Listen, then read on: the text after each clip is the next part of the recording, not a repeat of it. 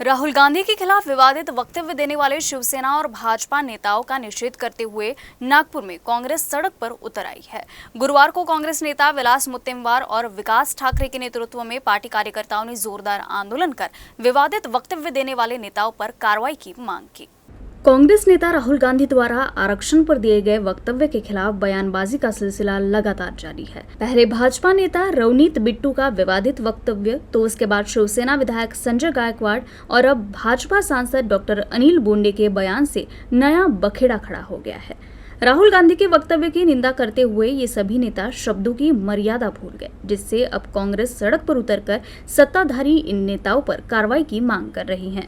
नागपुर के variety चौक पर कांग्रेस ने जोरदार नारेबाजी करते हुए आंदोलन किया।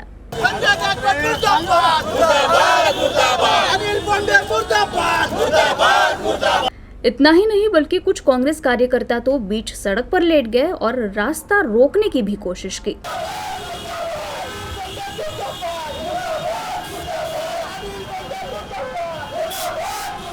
इसके बाद कांग्रेस नेताओं ने पुलिस थाने में जाकर भाजपा और शिवसेना नेताओं के खिलाफ कार्रवाई की भी मांग की। शिंदे सेनेचे आमदार गायकवाड आणि भारतीय जनता पार्टीचे खासदार बोंडे यांनी ज्या तऱ्हेचं वक्तव्य केलं आहे, एक म्हणतो की जीभ छाटली पाहिजे आणि एक म्हणतो की जिभेला चटके दिले पाहिजे। एकतर यांची अवकात एखाद्या सामान्य माणसाची जीभ कापण्याची आणि चटके देण्याची नाही आहे, यांनी आपल्या अवकातीत राहावं। दुसरं, हे जे बोलून झाले याच्यामध्ये भाजपाचं काय मेंटॅलिटी आहे, भारतीय जनता पार्टीचा असली चेहरा समोर आलेला आहे।